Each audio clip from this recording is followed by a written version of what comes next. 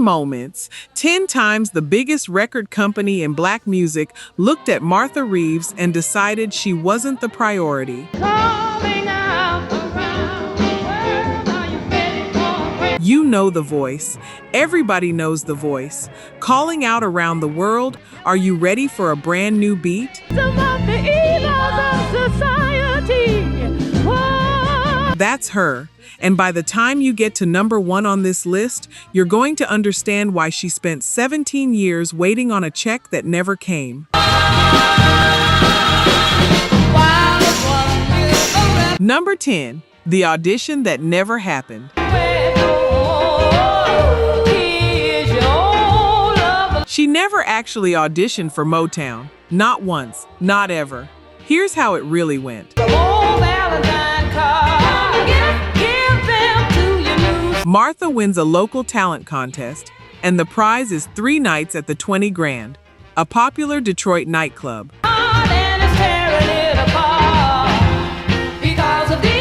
Mickey Stevenson, the head of Motown's A&R department, catches one of her sets. He hands her his card when she comes off stage and tells her to audition at Motown. She's 20 years old. She's been singing in clubs under the name Martha LaVale, and a man from the biggest label in Detroit just handed her a business card. So what does she do? She quits her day job and shows up at Hitsville the next morning. And this is where it turns, because that card wasn't an invitation, it was a phone number. Stevenson had wanted her to call and schedule a slot at one of the label's monthly auditions, and Martha didn't know that. So she's standing in the lobby of the most important building in Detroit. No appointment, no job, and no way back.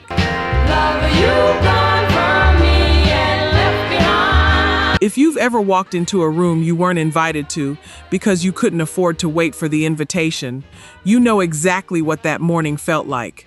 Now here's the part that gets me. Stevenson, in the middle of a chaotic morning, just asks her to answer the phone in his office. And she does it. She takes messages. She takes notes. She uses the commercial courses she took in high school. She ends up administering payroll for the Funk Brothers. Listen to that again. She was cutting the checks for the greatest studio band in American history, while she says in her own autobiography that she was working there without pay at first. Her parents had to tell her to go ask for a salary. It came out to $35 a week. $35 to run the department that built the Motown sound. That's not a lucky break. That's a woman paying rent on a door that hadn't opened yet. Number 9, she only got the mic because somebody else didn't show. The greatest female voice in that building had to wait for a no-show to be heard.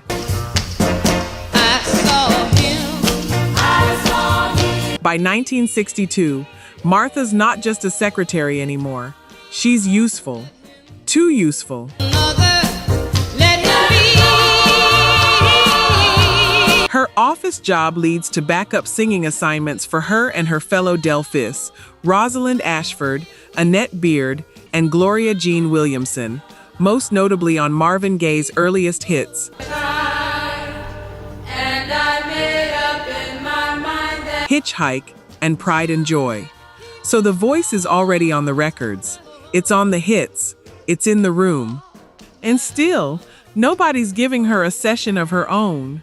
Then one day, everything changes because of an empty chair. I'll have to let him. When solo star Mary Wells fails to show up for a recording session, Martha steps in, backed up by the Delphis. The song was I'll Have to Let Him Go, and that's the moment Martha and the Vandellas exist. Stay with me on this, because the timing matters. Impressed by what they heard, Motown signed the group, without Gloria, to the Gordy label in 1962 under a new name. So the machine that had watched her walk past every single morning for months finally noticed her, the day it had a hole to fill. And I want to be fair here. That's the music business. That's how a lot of careers start. But there's a difference between getting a break and getting picked up off the floor because somebody else dropped the ball. She'd been there the whole time, answering the phones, learning the songs. Here's the detail I didn't know until I started digging. She chose the name herself, Van Dyke, a Detroit street near where she grew up, and Della for Della Reese, her idol, a piece of her neighborhood and a piece of her hero, stitched together. Hold on to that, because that's going to matter more than anything else on this list. Real talk, only 9% of you are subscribed. That hurts. We're spending hours digging through archives, fact-checking every detail, bringing these stories back to life. And if you're watching this far, you clearly care. So hit subscribe. It's free and takes 2 seconds. Now, to my subscribers, barely any of you have joined the membership. And honestly, that stings even more. You know the work we put in. You keep coming back. If these videos have ever made you feel something, if this music means something to you, join the membership. It's $1 coffee a month, and it's the only way we keep this going. Let's build this together. All right, back to it. Number 8, she gave Motown its first Grammy nomination, and nobody says her name before Diana, before Marvin's masterpiece, before Stevie grew up. Martha Reeves put Motown on the Grammy ballot for the very first time.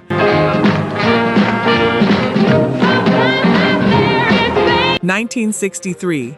Holland Dozier Holland Wright, Love is Like a Heat Wave, one of the earliest things that team ever put together. It goes to number 1 on the R&B chart, number 4 on the Billboard Hot 100, their first record to sell 1 million copies. You've heard it. You've heard it at a cookout, at a wedding reception, coming out of somebody's car with the windows down in July.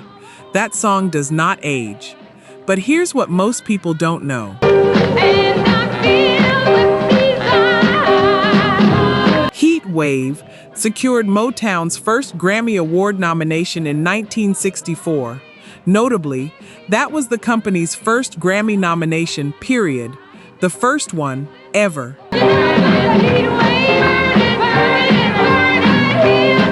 For a company that would go on to define 20th century American popular music. And here's the second thing, they didn't win. The nomination is the whole story. The line on her career reads, Grammy-nominated, 1964, Best R&B Performance, Heat Wave.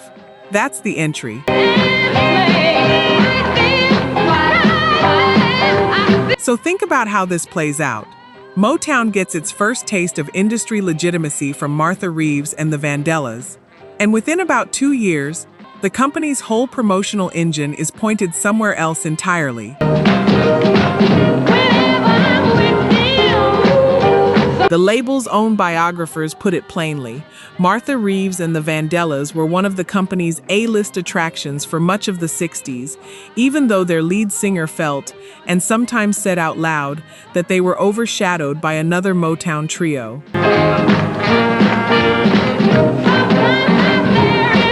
Sometimes the industry only remembers your peak, and sometimes it doesn't even remember you were the one who got them in the door.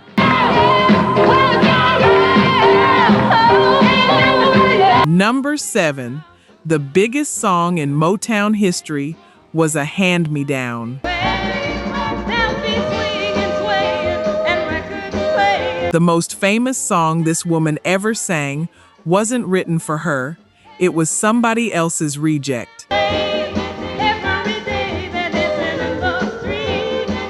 Dancing in the Street was initially offered to Kim Weston, who turned it down, passed on it, wasn't for her. And Martha tells this story herself. She's 23, singing in clubs at night and working as a secretary at Motown by day. And she walks in on Marvin Gaye in the studio, working out a song he'd written with Mickey Stevenson and Ivy Jo Hunter. All she can say is, "Wow." And Gaye looks over, sees her standing there in awe of him, and says, her words, quoting him exactly, "Hey man, let's try this song on Martha. Let's try it on Martha. Like a coat."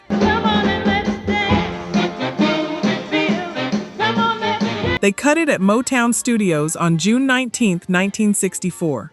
They got it on the second take. Ivy Jo Hunter beat tire chains against a piece of wood to get the rhythm. Reeves said his hands were bleeding when he finished. But here's the part that stays with me. Martha believes her first take was better. The problem was the machine wasn't on. The tape wasn't rolling. And when they asked her to do it again, she says she wasn't angry. She was disappointed because she thought she had nailed it. Her best performance of the biggest song of her life exists nowhere except in her memory. The record peaked at number 2 on the Hot 100 for 2 weeks in October of 1964. In 2006, the Library of Congress put it in the National Recording Registry, one of 50 recordings preserved that year. And she doesn't own a line of it, not one word. 3 writers on that song, and none of them are her. Some of y'all heard that song for the first time in a very specific place, a basement, a block party, a kitchen radio on a Saturday morning. You know the one. Number 6. They locked her number 1 in a vault for 3 years. Motown recorded a hit with Martha Reeves in 1964, listened to it and put it in a drawer, because it sounded too much like the group they liked better. I know. I didn't believe it either.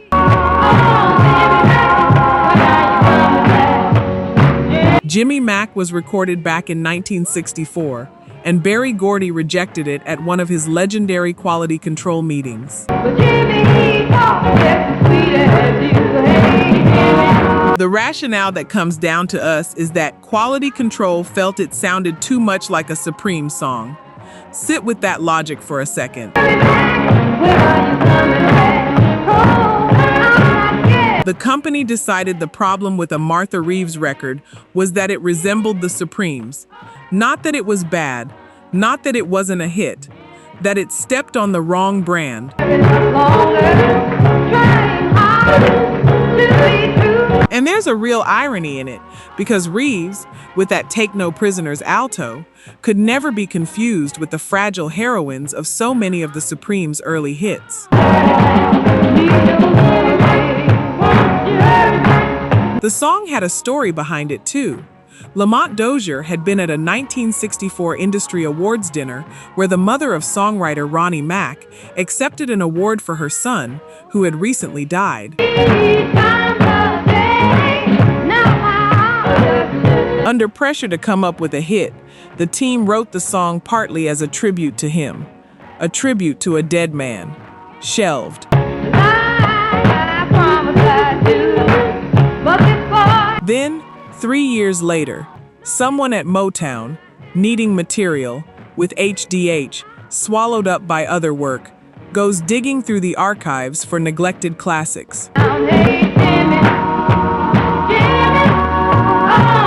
And they find one. Jimmy Mack comes out of the vault in early 1967. It peaks at number 10 on the Hot 100 and becomes the second and final Vandellas single to top the Billboard R&B chart.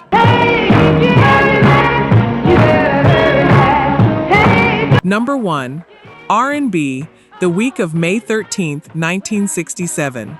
3 years in a drawer, then straight to number 1. And honestly, I think that's the single clearest piece of evidence on this whole list. Not a rumor, not a feeling, a hit record they had in their hands and chose not to release. I know some people will say that's just quality control doing its job. I'd argue they knew exactly what they had.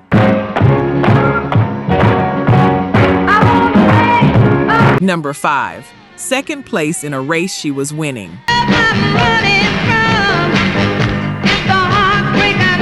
In 1967, Motown gave Martha Reeves her name in front of the group. And the reason it stings is what happened the exact same year. Let's set the table. Through 1967, Martha and the Vandellas were racking up classics. Nowhere to Run, I'm Ready for Love, Jimmy Mac, Honey Chili. All of them landing in the R&B top 5, despite the fact that the Supremes had already become Motown's female group of choice. I'm Ready for Love went to number 9 in 1966. Jimmy Mac hit number 10 in 1967, and that's when Motown decided to give Reeves individual credit in front of the group's name. Same year, the Supremes became Diana Ross and the Supremes. Now, I'm not going to tell you Motown copied itself. I'll let you decide what that timing means. But I'll say this. When a company restructures the billing of both its female groups in the same 12 months, that's not two coincidences. Here's where the ground actually gave way underneath her. Jimmy Mac stood near the end of the line for the group's work with Holland Dozier Holland, who were increasingly consumed by the stratospheric rise of the Supremes. By 1967, the reality inside Motown was that HDH were simply too busy to produce new material for the Vandellas. That's the whole story of the back half of her Motown career in one sentence. The best songwriting team in America was reassigned. And here's what makes it hurt. In the year or two between the decline of the Marvelettes and the ascent of the Supremes, the Vandellas were the queens of Motown. They weren't chasing, they were leading. If you've ever been the best person on a team and watched the resources go somewhere else anyway, not because you slipped, just because somebody upstairs picked a different horse, you know that particular flavor of tired. It's not rejection, it's worse. It's being told you're valuable, while everything valuable gets handed to somebody else. Number 4, she made Motown's first protest record, and Motown let it die. But he wasn't fighting for me, my Johnny. Everybody credits War. Everybody credits Ball of Confusion. Everybody credits What's Going On. They're all wrong about who went first. He wasn't fighting for me. My Johnny didn't have to die for me. He was. I Should Be Proud was released in February of 1970. It was the first Motown protest song released, months before Edwin Starr's War and The Temptations' Ball of Confusion. Said I should be, but I don't want no silver star. Martha Reeves, February 1970, before all of them, and the song is brutal. The narrator gets the news that her man has been killed in Vietnam. C. Miller was shot down in Vietnam. And instead of accepting the pride everyone around her keeps offering, she says she doesn't want his honors, she wants him. She says he wasn't fighting for her at all. He was fighting for the evils of society. Reeves described it in her autobiography as a song about a soldier coming home in a pine box, while the girl singing questions the sense of it all. She maintains she was the first Motown artist to record a protest like that. Now here's what happened to it. Should be proud. He was fighting for me. On an MSNBC program years later, Reeves said the record was pulled off many radio stations' playlists because of its anti-war message at the height of the war. He was fighting for me. They said I should be. It became one of Motown's most controversial releases and was banned from radio in some markets. And according to Reeves, the lyrics got her tracked for a while by the CIA. Tracked for a 3-minute record about a woman grieving, and a few months later, Motown put its full weight behind War and Ball of Confusion, and those songs became monuments. Hers became a footnote. Of honor and glory. Even our local paper ran a front. Some of y'all just said, I never even heard that one out loud. That's the point. That's the whole point. Because being first doesn't protect you. Being right doesn't protect you. It's missing in action somewhere on the Delta line, and they say if the machine doesn't push it, it doesn't move. And she found that out in the most expensive way possible. number 54327, and they told me that I should. Number 3, when she broke, the machine kept moving. Was no good for me, honey child, but your kiss is sweeter. This one's heavier, and I want to handle it carefully because it's a real person's health, not a plot point. You've been caught and shady, your reputation's shady, honey child. By the end of the 60s, the pressure on Martha Reeves is enormous.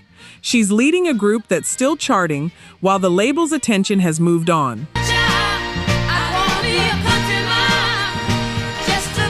Feeling the pressure to keep up, she developed a dependency on prescription drugs, and in 1968, that led into a breakdown that slowed the Vandellas' momentum even further. I had when Grandma raised me, honey child, with Granny.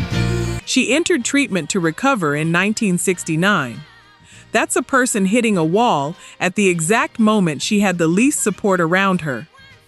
And the lineup underneath her was disintegrating at the same time. Too old to scorn me, dear old auntie warned me. You showed Betty Kelly was replaced by Martha's own sister Lois in 1968. When original member Rosalind Ashford left in 1968, Reeves recruited Sandra Tilley. The women who'd been standing beside her since Detroit were gone. in the cake that Grandma used to bake. Oh, them sweet little things. There's one more thing I have to tell you about this stretch, because it's the moment that always stops me. Honey child, sure about to drive me wild.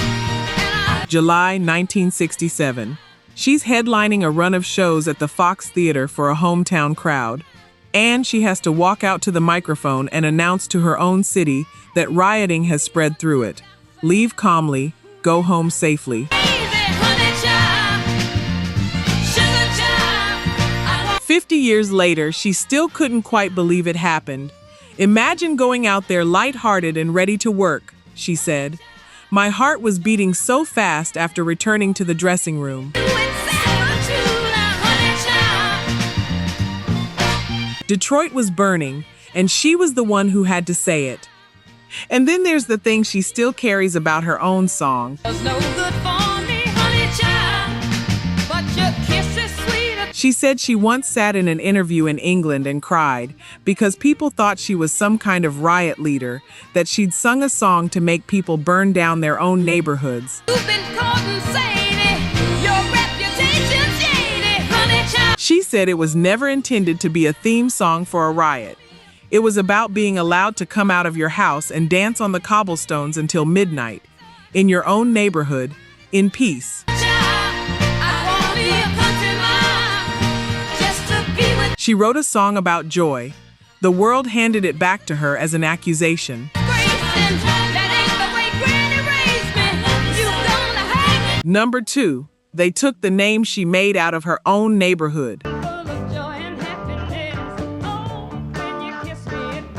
Remember number 9?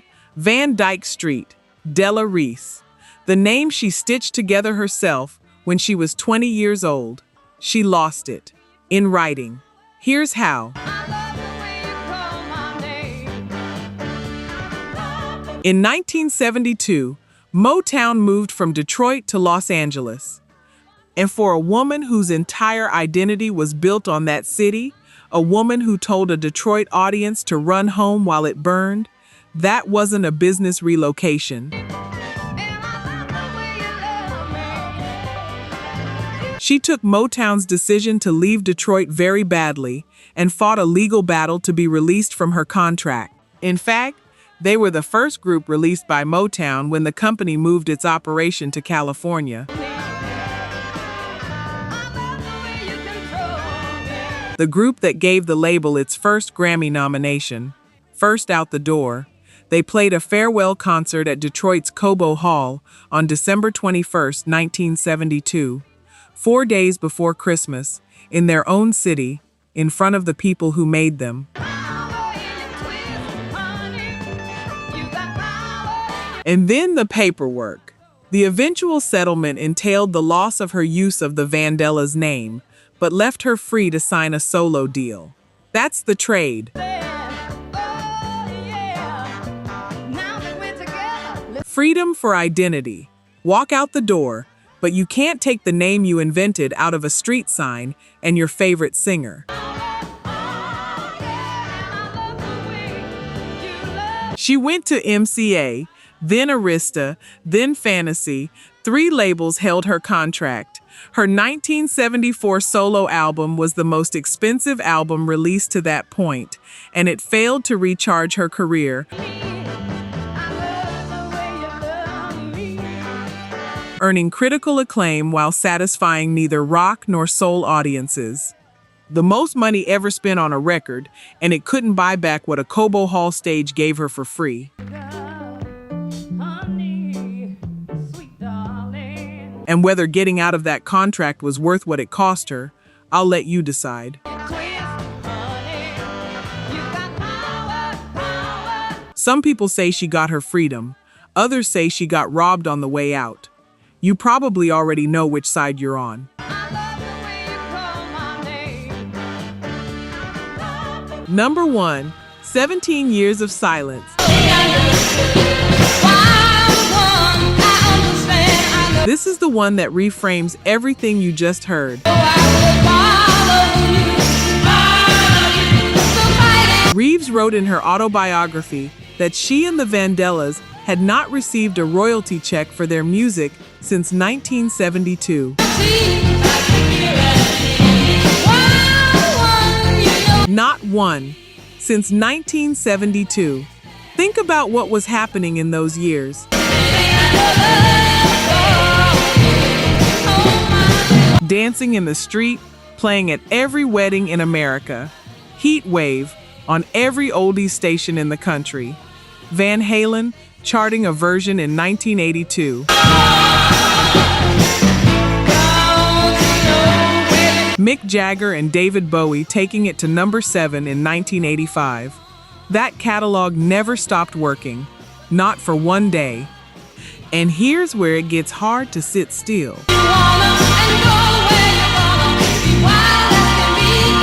In 1983, Motown throws its 25th anniversary special, and Martha Reeves, the woman who got them their first Grammy nomination, is given a 30-second spot to sing Heat Wave.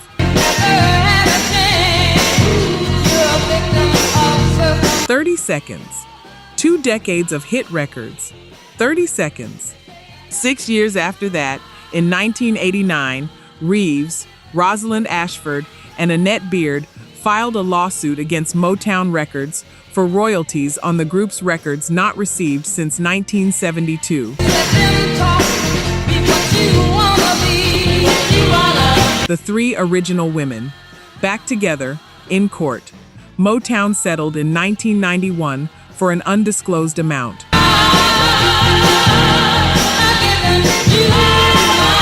Berry Gordy apologized to Reeves for how long the agreement had taken, and the terms were never made public.